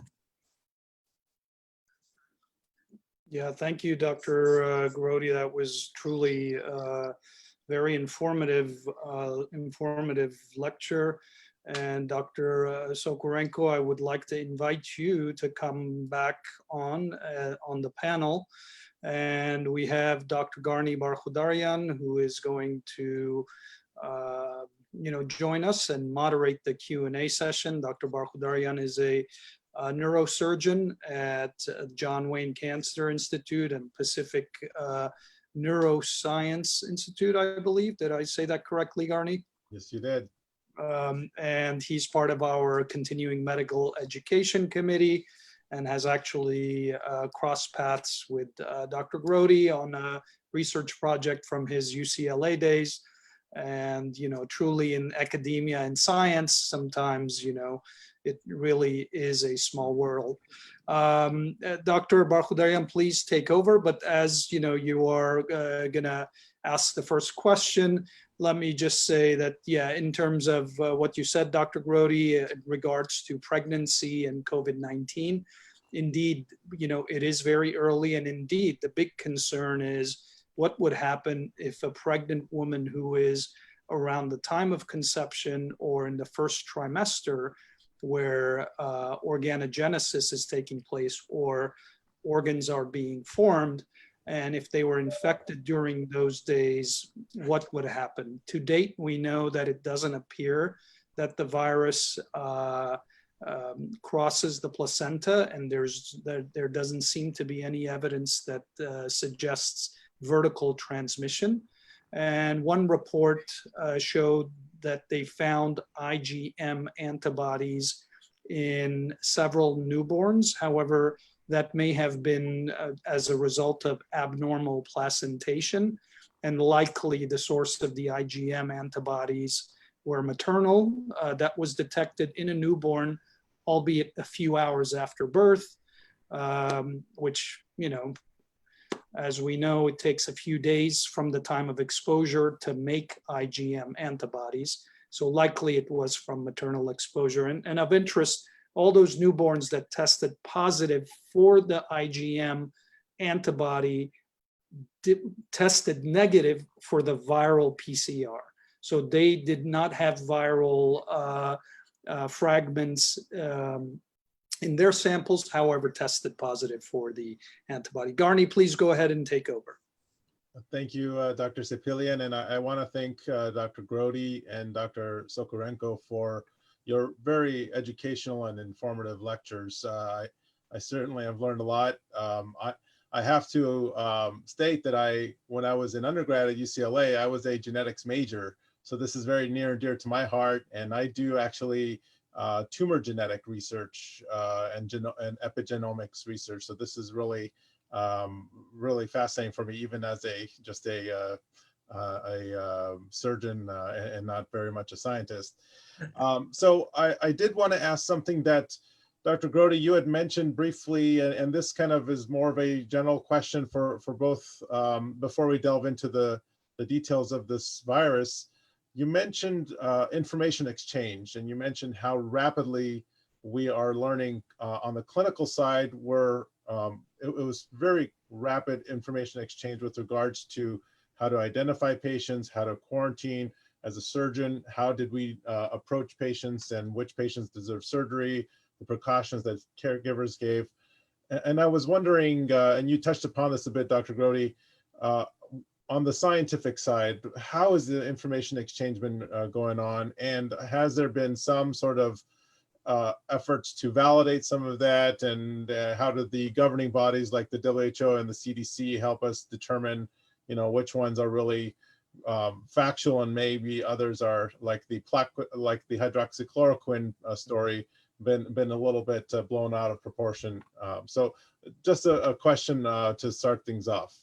Yeah, that's a great question, Grody, and I will also turn it over to Evgeni afterward. This is a very unique time. We certainly didn't have the internet during the Black Plague. It's been great because we can do events like this without being in person, but as you know, it's also been a very fertile ground for all kinds of misinformation, conspiracy theories. These days, with all the accusations of fake news, it's not enough to even say, well, NIH said this or WHO. We trust them, but many of the general public has been told not to trust them. I made my slightly snide comment about the New England Journal only because I know everyone's in a rush to get this out fast, and I credit the publishers for doing it. That no one can review these complex studies that fast, and I've seen more preprints in the last month than I've probably looked at it, even when I was a grad student, before we had the internet or anything. And there's that biology preprint server. I'm sure Evgeni uses. I never ever went to that before. I don't want to see it till it's peer reviewed. Now I'm seeing people are sending it to me every day. Also, Elsevier, everyone's favorite or least favorite publisher, because they own every journal. Any of you who are UCLA affiliated, that the University of California had a big fight with Elsevier in the last few years, and we finally refused to pay their tens of millions of dollars for the rights to all their journals. So starting January 1919, I cannot access through the internet anything other than the abstract of any Elsevier journal. But it's changed now because anything COVID related, they and every other journal publisher has made instantly freely available. But the downside of that is it's instant, and there's a lot of sloppy science going on. So it just means we clinicians and scientists have to just be wary, be a little more skeptical. But I'll turn it over to Evgeni. Yeah, so certainly it's a great question, and I agree with Wayne in everything he said about what's going on right now. There is, I frankly would say that overall what's going on with this huge informational wave that is going, it's actually for good. It's actually for good. We in medical, biomedical, biological fields, biomedical especially, we are so much used to the regular peer review process of all this studies we're trying to publish. And for the last few years, it clearly caught attention that of everyone that it's stiffening in the era of huge accumulation of the information that's going on. Right now, it's stiffening exchange of the information. So that, probably at least some of you, that in physics, for example, a publishable report is something that scientists would put on the website. That's right. Basically, yes. And that's, as long, the problem was, I would say, and I think Wayne would agree, that in the beginning, this flooding of the papers, and we used to that okay, if it's peer reviewed, it's believable. Yeah, it should be there. But then so many contradictions, coming out from it, and it's exactly they were publishing within a week, and then there is this bioarchive system where everyone is dropping whatever they write before they submit. I think that we will learn how to take with grain of salt certain information and how be able to pull out that is useful, even if the study conclusions, the author's conclusions, so parts of the study are questionable. So actually, this would be a very good experience for us. Of course, the peer-reviewed in good journals, that still will be a golden standard, but this fast flood of information, again, I prepared a couple grants on COVID, and we were changing every day we were changing our hypothesis. But then we realized, okay, no, we stick to this and that that we mentioned as a possibility, the rest. So overall, I believe at the end, we will come up with something better, with some better systems that we had before it. Let's put it this way. I would agree. And I think it's going to be interesting looking back a year or two from now, which ones were meaningful, what data was not, and how that was delivered and how impactful that was. That will be very interesting. A couple of questions are on a similar theme, going back to the virus itself, with regards to the famous infamous ACE receptor itself.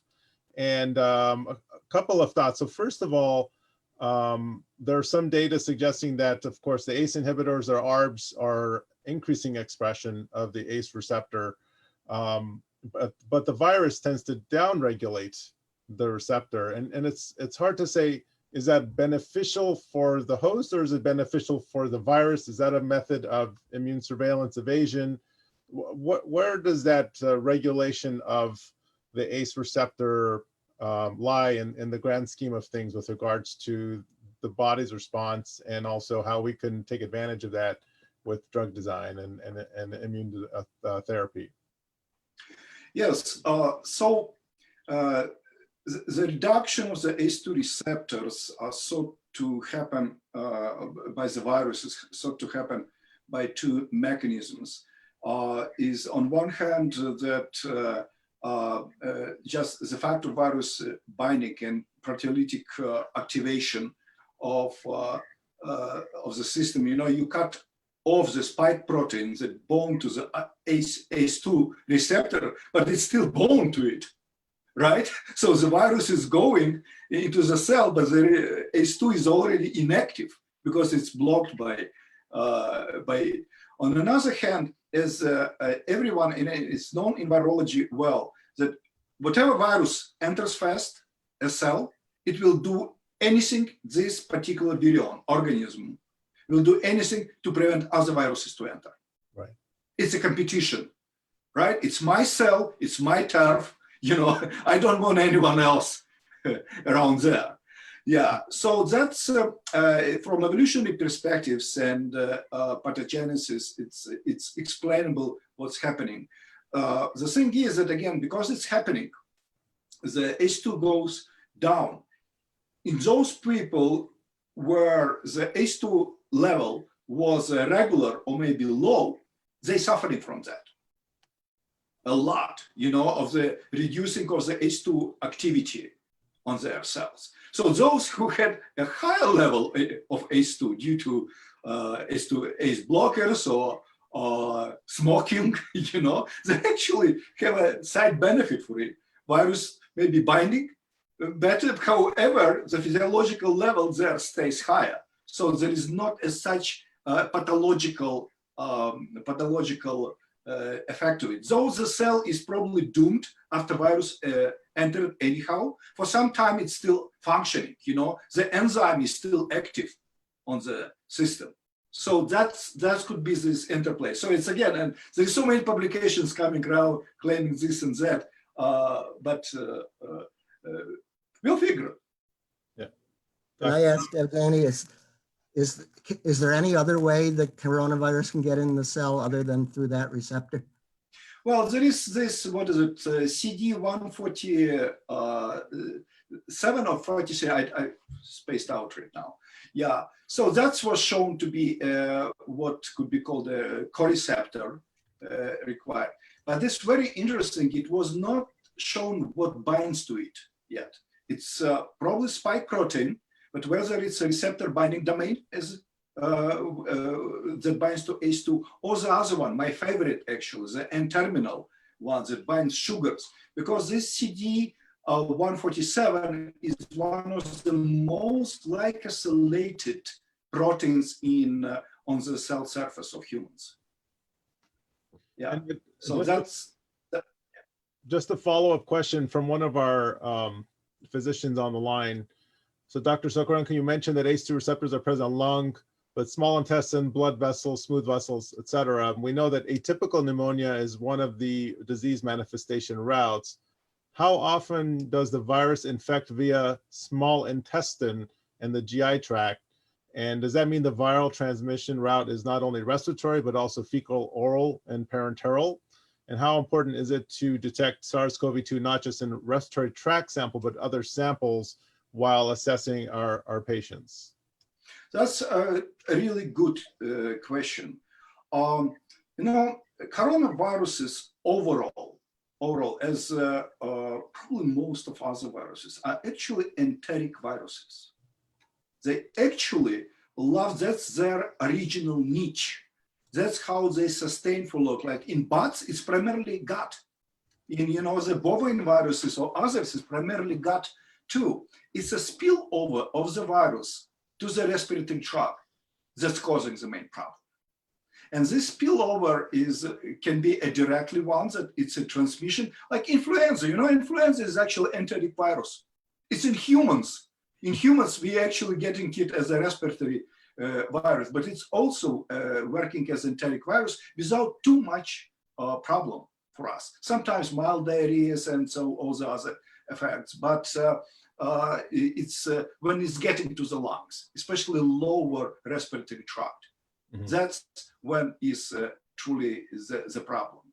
So this spillover could be actually accidental for virus in the long term. It just happens that it can do it in certain type of hosts, like us humans. In bats, it doesn't do it. In bats, it sits in the gut.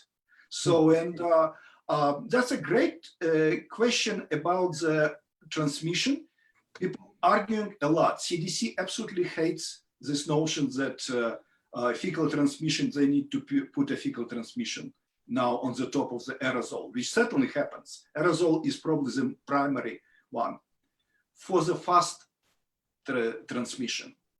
In a long term, I actually would argue, I wouldn't be surprised at all, and I actually think that it is mostly likely that a long-term circulation, maybe with a slower rate of transmission, but certainly a longer one, is happening in the gut. In the gut, it does not induce such a huge immune response. And forget, of course, about cytokine storm. But I mean, it's low immunogenic, and it will sustain itself for longer. There is lots of argument about the CDC says, okay, it's not a problem, just wash the hands. Mask is the main problem, but wash the hands and virus will not transmit fecal oral way. Sure, it didn't stop E. coli from transmitting like fire all the time. Wash whatever you want. Yeah. Good point. Dr. Grody, did you want to address that as well? Oh, I only have anecdotally. I know our gastroenterologists are seeing COVID patients with diarrhea as a prominent symptom. And one of our patients died of perforation, I think, of some part of the small intestine. I actually ended up seeing an amazing electron micrograph of the microvilli, just tons of virions all over. So I'll never forget that. But I agree with Evgeni. I don't think it's the major clinical target of the virus. Another question from a more of a genomics perspective, a viral genomics perspective. You had a nice slide, Evgeni, demonstrating how the virus has mutated from its origins, we think, in China to globally in different areas. And certainly we know that coronaviruses tend to want to mutate more frequently than other types of viruses, or they have less stable genomes.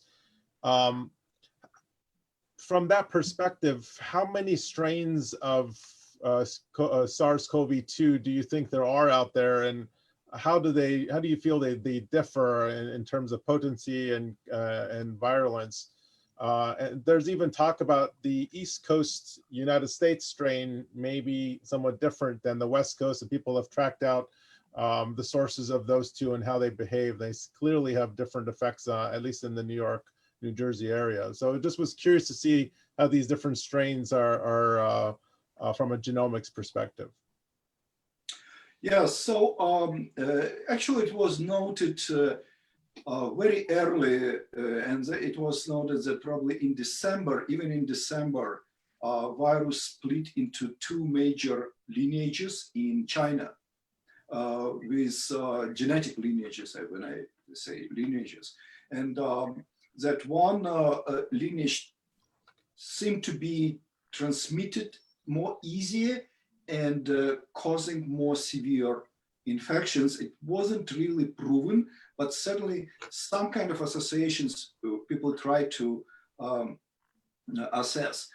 We need to define what strain is as such. If it's something that absolutely identical variants, there is enormous variance that existing right now. You know, there is already a publication that during the infection, virus starting to get mutations.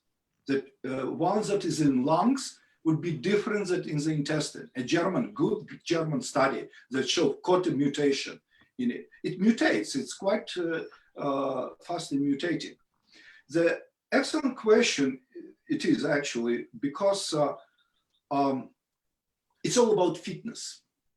You know, what these mutations, are they neutral for the virus, or they changing its fitness?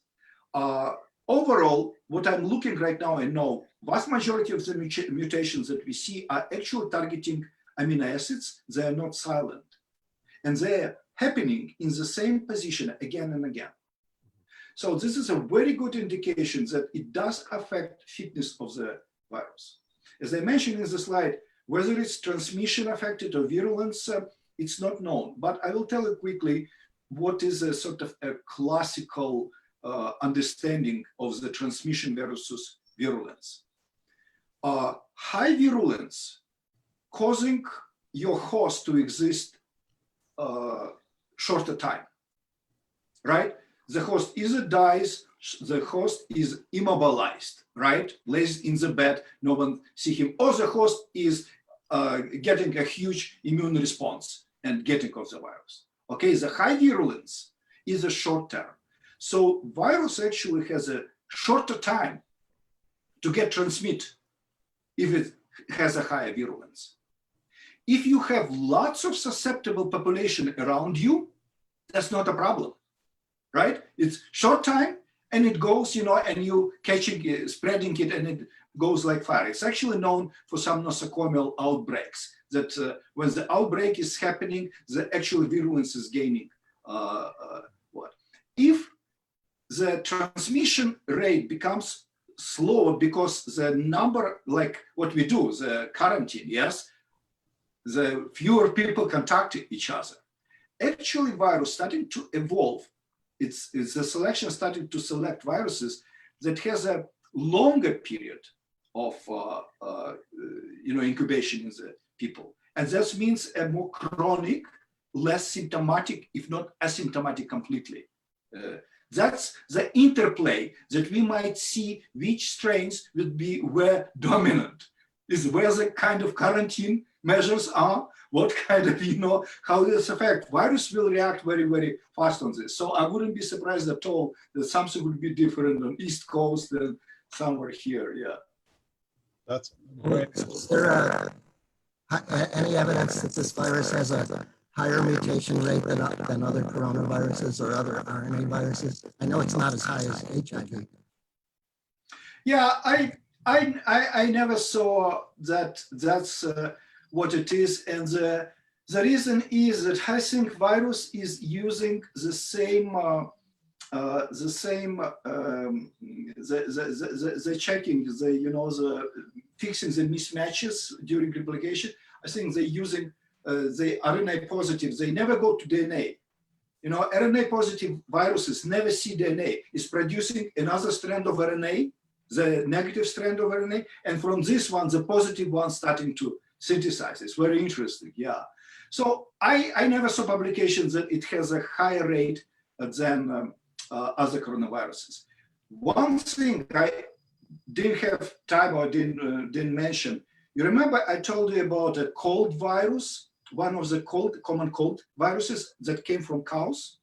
So it's actually was calculated based on the, and it's 10 to the -4 rate, some kind of mutation, that it emerged in 1890, I mentioned. This was time of the one of the first recorded pandemics that people don't know whether it was caused by flu viruses or actually by coronaviruses. So quite possible, and that's now we'll be studying very well, that this pandemic, which actually was quite severe and came from Central Asia, was caused by the coronavirus that jumped from cows to us. And then this coronavirus became mild. So now we're dealing with it, it's causing about 10% of the cold, of common cold. So it's very mild. It's quite possible that it evolved over time. And that's quite possible that actually that's what to expect from COVID-19. Very interesting. And giving us some hope that there will be an end to all of this at some point. For us to see, yeah. Yeah, there is another question, Dr. Sokurenko, on the mutational hotspots in the S protein, and what role does that play in our ability to develop a vaccine or some of the targeted drug therapies? I cannot say. What I can say for sure, whatever, if we're coming up with a vaccine, virus selection will work to avoid the response. And yeah, and certainly Wayne can tell more on this, how these vaccinations could help with different genotypes of humans and so on.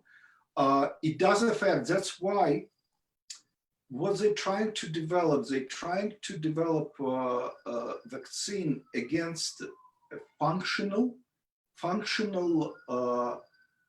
parts of the protein. And functional, like the ones that binding to ACE2 receptor, they tend to be very conserved. They don't mutate, because you mutate it, you stop binding to it. Yeah, and that's how they're trying to target it. Honestly, my opinion, and when Wayne already went through this, I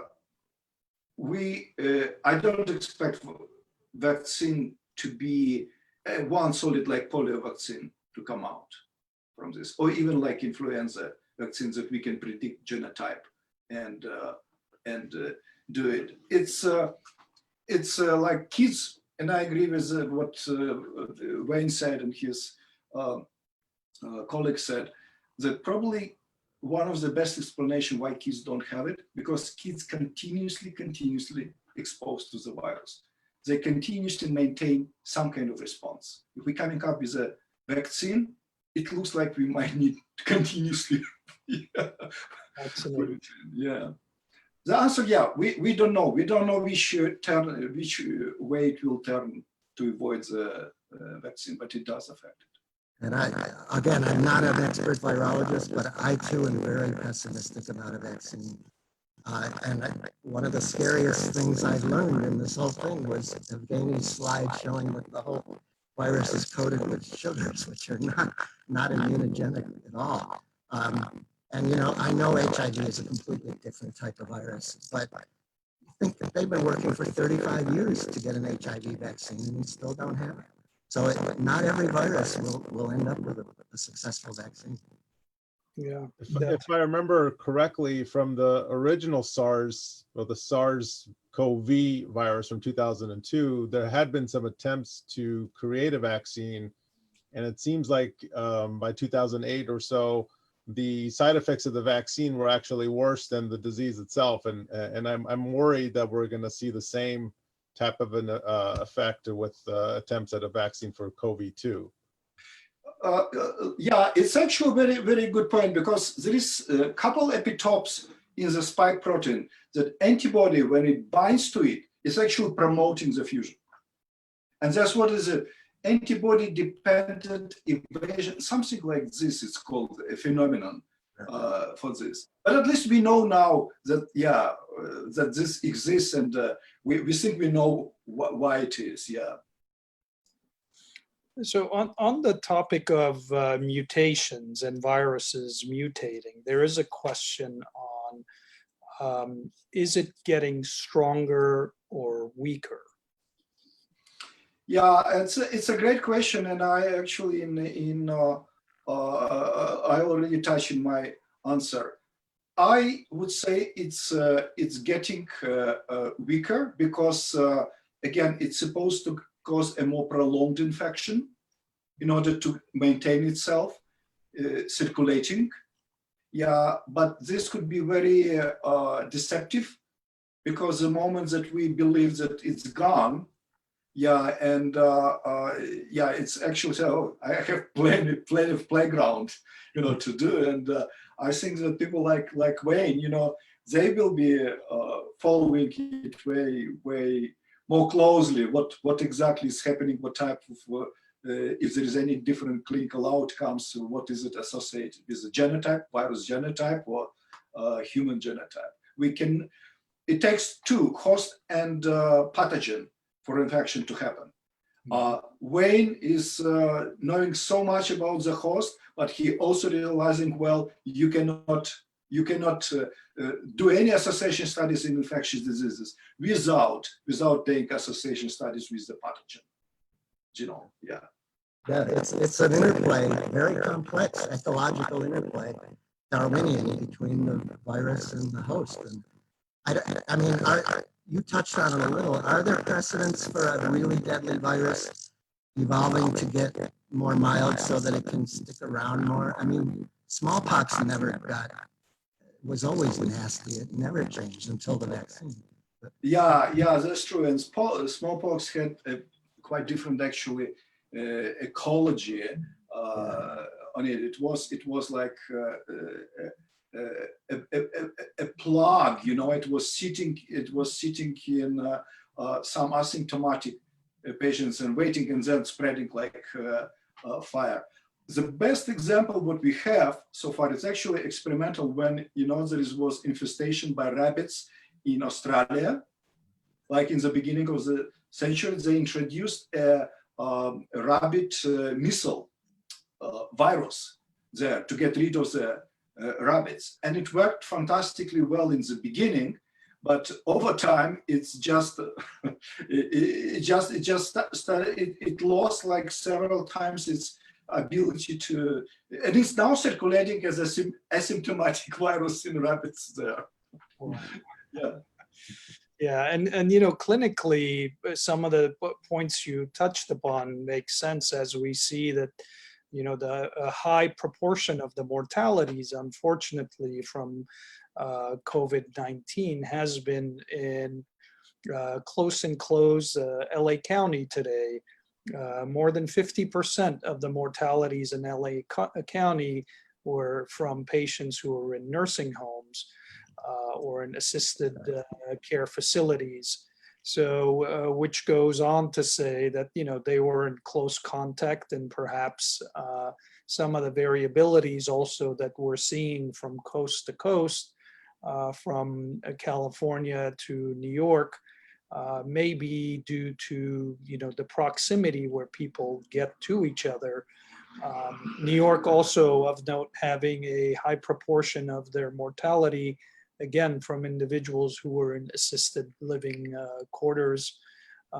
It's unfortunate. However, it follows the biology of the transmission and natural evolution of these viruses that you so elegantly outlined, and indeed it seems like it is following known patterns of what we understand about the natural course of viral diseases and outbreaks. Yeah, this was a great discussion, and I apologize that we went a little bit over time. We promised that we would, be done in 2 hours, but it looks like we've gone a few minutes over. I really would like to thank, Dr. Sokurenko and Dr. Grody for this really elegant presentations at a very high scientific level. And I'd like to thank Dr. Barkhoudaryan for being such a gracious moderator in steering our discussions in this session. Also, I'd like to thank Salpia Karagyan from the AIM Fund for really helping us connect experts throughout up and down the West Coast with expertise, the latest expertise on this matter. Hasmi Keribarian, who organizes these in the background, and I hope she's still listening there. Thank you very much, Hasmi, for all that you do. And our entire CME committee and our board, thank you for working tirelessly. It's been very, very turbulent, uncertain times for all of us. However, we've used these times to sort of refocus and reframe the way that we learn from each other. We share information, the way we collaborate, using some platforms that were perhaps there, but we've now leveraged them to make sure that we're connecting with experts from all over the world to make sure that we equip ourselves with the latest knowledge so that we can best take care of our patients, our loved ones, and of course ourselves, which is very important. With that, I'd like to thank everybody for sharing your expertise. I'd like to thank everybody for watching and participating in these events. We welcome feedback. Please share with us. If you are going to be engaging in CME activities, please go to our website and take the post-activity quiz, aamsc.org, and you can claim your CME credits. Also, if you're not a member and you'd like to be, you can visit the website and also become a member. We look forward to seeing you. And as I said, we have more activities coming up. This week, we will be having a presentation and a question and answer with the president of the California Medical Association. We also have some events coming up pertaining to practical issues in the practice of medicine. Please stay tuned and look out for the announcements via email and on Facebook. Thank you very much, everybody. Please have a great night. Be safe, and don't forget to take care of yourselves as well. Thank you. Thank you. Thank you very much.